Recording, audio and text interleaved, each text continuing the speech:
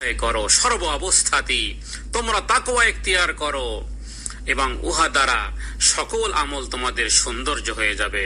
আল্লাহ তাআলাকে ভয় করার নীতি অবলম্বন করলে সমস্ত আমলগুলো সুন্দর সুষমায় পরিণত হবে এবং আল্লাহর কাছেও মর্যাদা হবে।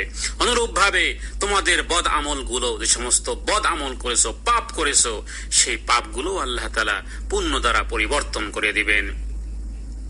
এবং এই সম্পর্কেও সহিহ তিরমিজি শরীফের মধ্যে হাদিসে বর্ণিত হয়েছে, যেখানে বলা হয়েছে, বলেছেন আল্লাহর প্রিয় নবী জনাবে মুহাম্মদুর রাসূলুল্লাহ সাল্লাল্লাহু আলাইহি ওয়াসাল্লাম তিনি বলেছেন, আলাইকা বিতাকওয়াল্লাহ ফাইন্নাহু আজিয়ানু লিআমরিকা কুল্লিহি।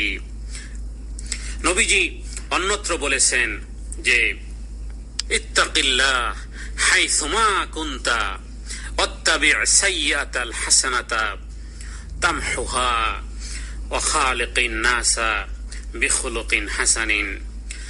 হযরতে আবু যর এবং মুআয ইবনে জাবাল রাদিয়াল্লাহু তাআলা আনহুম আজমাইন তারা বলেন, আল্লাহর প্রিয় নবী জনাবে মুহাম্মদুর রাসূলুল্লাহ সাল্লাল্লাহু আলাইহি ওয়াসাল্লাম আমার নবীজি ইরশাদ করেছেন যে তুমি যেখানেই থাকো না কেন, যেখানেই তুমি অবস্থান করো না কেন, পৃথিবীর যেখানে যে অবস্থায় তুমি থাকো না কেন, আল্লাহ তাআলাকে ভয় করার নীতি অবলম্বন করো এবং নেক আমল করতে থাকো। আর এই নেক আমলই তোমার সমস্ত বদ আমলকে মিটাইয়া পরিপূর্ণ করে দিবে এবং মানুষের সাথে তোমরা সদ্য ব্যবহার করো।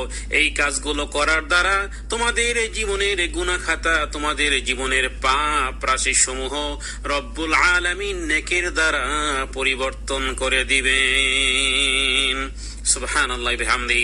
উপরোক্ত হাদিসে তিনটি বিষয় উল্লেখ করা হয়েছে, অর্থাৎ যদি কোনো গুনাহ হয়ে থাকে তাহলে উহার পরপরই সাথে সাথেই নেক কাজ করা শুরু করো এবং এই নেক কাজই ওই গুনাহের মাগফিরাত বা তার স্থলাভিষিক্ত হয়ে যাবে। অর্থাৎ এই নেক কাজটাই ওই গুনার কাজকে দূরীভূত করতে সক্ষম হবে এবং ওই গুনাহের কাফফারা হয়ে যাবে। যেহেতু আল্লাহ তাআলা বলেছেন ইন্নাল হাসানাতি ইউযহিবনাস সাইয়্যাত।